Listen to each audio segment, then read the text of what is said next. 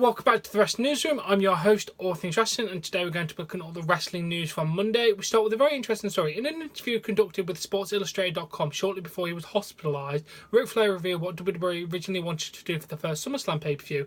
He said, "It's true, I was on my way to work for Vince McMahon and wrestle Randy Savage at the Garden. My contract was up with the NWA and Vince McMahon had been in touch with me, but I decided my best move was to remain with the NWA because I was so attached to my friends in the Four Horsemen. I thanked McMahon for the offer, but I couldn't get myself to leave. I was too attached to my friends down there and too loyal to the NWA. Ultimately, it worked out. I ended up working for Vince later. I respected Vince McMahon so much for asking me, but at that point, I just could not find a way to leave." Fair enough. That would have been an amazing SummerSlam match, though. I did add a little bit like saying his contract was up with the NWA because it just says my contract was up. Just add clarification to the story. But yeah, that would have been a hell of a match. Get better soon, Rick. We do have an update soon, so I'll let you know.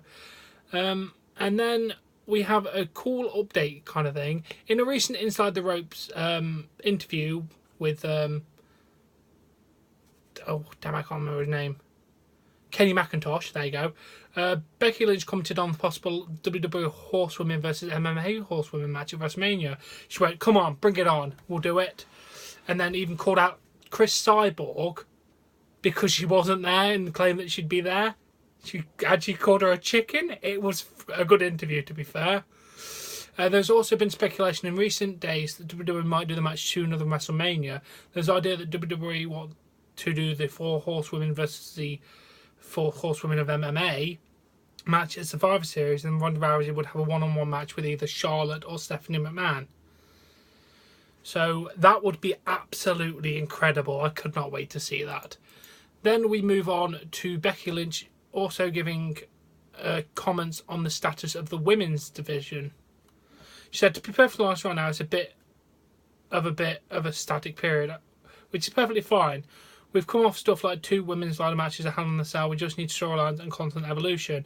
And of course, me saying that might just be because I'm not really involved in one, but great. All these matches are with the gimmicks and the tables and the cages and the ladders. They're wonderful, but what we really need is a reason for people to get emotionally invested in. Of course, sometimes we're going to be highlighted a lot, and sometimes it's just programming. We need to see more of tag teams. We need to see more AJ Styles, Kevin Owens. It all goes through waves. Right now, we feel that we're a little bit there, and maybe people feel that too." Yeah, hopefully you can just get some decent storylines on the go, and we can get back on this roll, because I do like the women's divisions. Now we have the update of Ric Flair.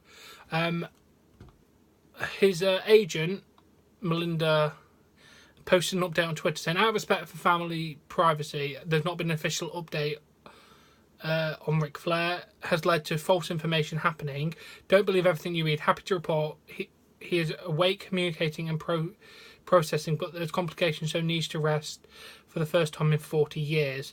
He did call promo on the Nurse yesterday, so anyone that knows Ric Flair knows how that's a very, very good sign. On behalf of Ric Flair, thank you for the outpours of prayer and well wishes, although the offers for a kidney seems a little excessive." I'm sorry, that's funny. The man outlived a plane crash being struck by lightning, and he is a survivor. Grateful for all the love and respect sent Ric Flair's way. That was a nice update. Thank you for that. At least he's good that he's awake and communicating and cutting promos. But Charlotte Flair, his daughter, has also given an update on Instagram regarding his condition. "After an incredibly hard week, my dad is getting better. There is still a long road ahead and he's not out of the woods just yet. But I want to thank everyone for the support on behalf of myself, my family. My dad has given his life to the sports entertainment. To everyone competing tonight, you know he'd be backstage watching if he could. Give a little extra flair for him tonight. Woo!" And it's a picture of Rick holding her hand. That was very lovely. Thank you, Charlotte. Best of luck to Ric Flair. I hope to report soon that he is well and out of the hospital. Long live Ric Flair. And now, Angle reacted to Jason Jordan's storyline pitch in an interview with Inside the Ropes again. He said that he hopes to wrestle early in 2018, but depends on Vince McMahon allowing it happen. "I get the feeling that that I want to get back in the ring and go at it. Hopefully down the road I take physical and we get moving in the direction. But right now I'm happy being the GM. He also commented on the Jason Jordan storyline pitch. When Vince approached me and told me about it, I loved it. I said, let's do this. Anything that separates me from the rest, I'm going to do it. And he knew that. Fair enough. I like it. Rick. Kurt, we love it. We love it, mate. Sorry, I've still got Ric Flair on my mind. Sorry. And Braun Strowman, again, with inside the ropes. Oh, no, between the ropes this time. Oh, different company. He talked about how much money he spends on Chipotle, in Chipotle, every week. It's my guilty pleasure, even though I'm trying to get Chipotle to sponsor me because I spend $150 a week in there. It's $25 for every bowl. It's 3 scoops of steak, 2 scoops of chicken, double guacamole, cheese, sour cream, and corn. Damn, dude. Damn. Braun Strowman knocking out the Chipotle. But yeah, that's good. And according to Dave Meltzer, Bobby Roode could be on his way to WWE's main roster real soon, based on the booking of NXT TakeOver Brooklyn 3. Meltzer noted that Kurt Angle and Daniel Bryan being in attendance looks to be part of a storyline that would lead to more NXT stars being called up to the main roster in the near future. He also mentioned that the company is super high on Roode right now, and he might be pushed to one of the top 5 guys in whichever brand he joins. With Adam Cole expected to feud with Drew McIntyre, the only thing left for Roode to do is finish his program with Roderick Strong. And regarding the authors of Pain call-up, Dave did say it might be too soon for the team to be called up. Meltzer speculated that the AOP could end up having a 3-man match with Sanity and Bobby Fish, Kyle O'Reilly before heading to the main roster. That would be good though. I like that idea. And now we go to Scott Steiner responding to Triple H's recent appearance on Jimmy Fallon with the messages on Twitter. They are blocked 365 days a year by that son of a bitch. WWE wrestlers don't have to wait until Monday for a solo eclipse. Hashtag Pass the Corpse. Hashtag Insecure Bitch. Oh, Insecure Little Bitch. Let somebody who actually wrestle promotes the pay-per-view and gets mainstream press. You're not on the pay-per-view. Hashtag House Clown. In the real fight, my money's on Fallon. Candy Ash Triple H is still trying to convince WWE Universe he's a touch guy by slamming Jimmy Fallon. What the hell is your problem, Scott Steiner? Seriously. Just fuck off and go in the corner. No one wants to talk to you. You're a dick.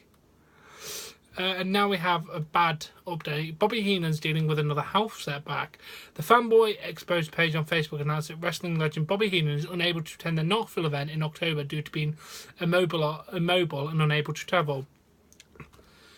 They did the statement saying, unfortunately, Bobby Heenan will not be able to join us for a totally awesome weekend. Bobby is currently immobile and unable to travel. Please send out your prayers and positive vibes for his family.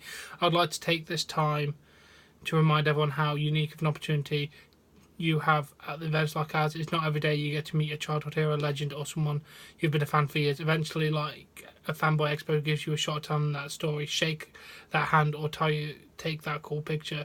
We constantly remind you of how fragile life is, even for a celebrity, so take advantage of it. You'll be glad you did. Fair enough.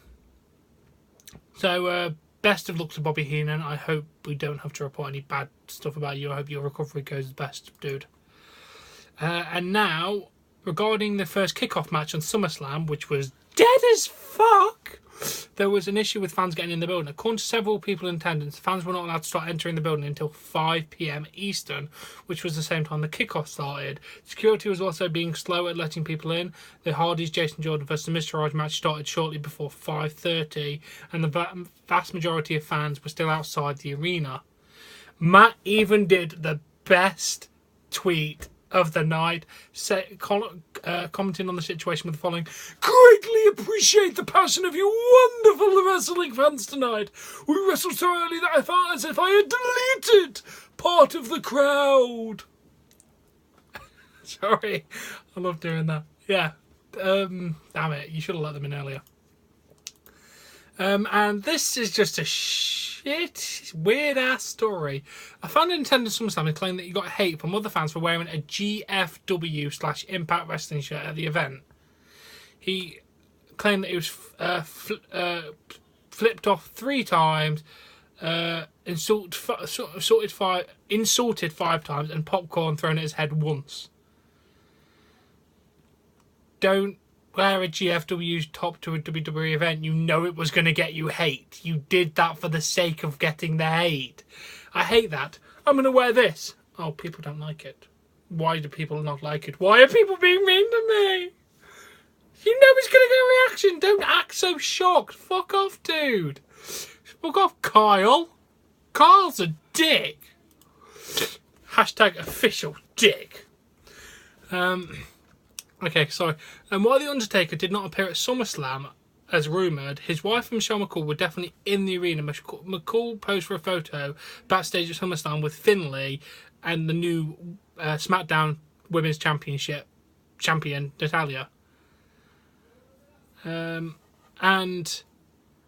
This is funny. Now that Jinder Mahal is WWE champion and Drew McIntyre is NXT champion, Heath Slater issued the following morning to Brock Lesnar. So Jinder Mahal is champ, now Drew McIntyre is champ. According to my 3MB math, the winner of tonight's Fatal 4-Way better watch out now. Actually, please give it to him. I beg you. Please give him that championship. I would love that. I would actually love that. I don't know why, but that'd be funny. And the latest regarding the heat on Baron Corbin and Enzo Amore. First of all, this is what he said about Baron Corbin. He's definitely been punished. There's no question. There isn't any question now. He talked about how the match was purposely booked to make Corbin look like an afterthought, and the company didn't give Corbin a chance to have a good match. Meltzer also speculated that Bobby Roode could be taking Corbin's spot on SmackDown Live as one of the top heels.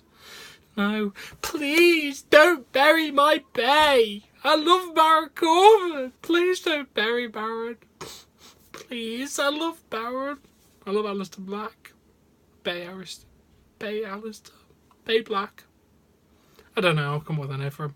And Dave Meltzer commented on Enzo's heat by stating that everyone hates Enzo and said that things gotten way worse in the past 2 weeks.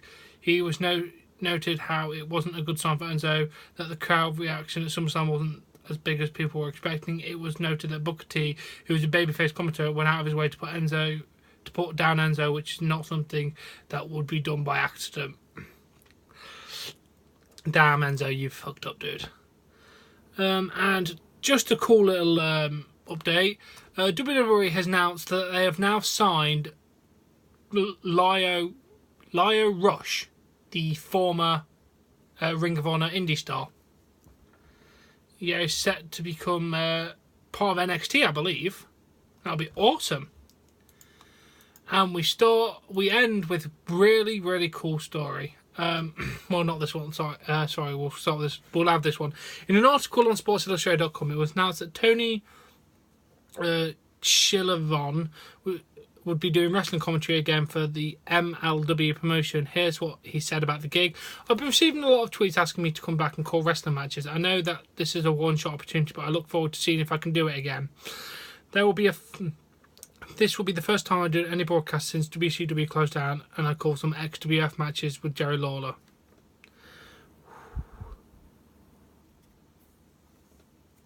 I can't wait to see what that is. Good for the guy getting back in. That was a WCW announcer, apparently. And the last story we have, with his Raw Tag Team title win at SummerSlam, Dean Ambrose has reached a milestone that is known as the WWE Grand Slam champion. He has now won the WWE title, the IC title, the US title, and the Raw Tag Team titles. He's just got out the Universal and SmackDown tags on it, and he would have won everything. Damn. That's 4 belts. That's a pretty good accomplishment. US, IC, WWE, and tag. We like it, Dean Ambrose. We like it, mate. And that is where we're going to end this show. I do hope you've enjoyed this. If you have, please give this video a like. Please support me on Patreon. Link in the description below. Subscribe to see more content, and I'll catch you later.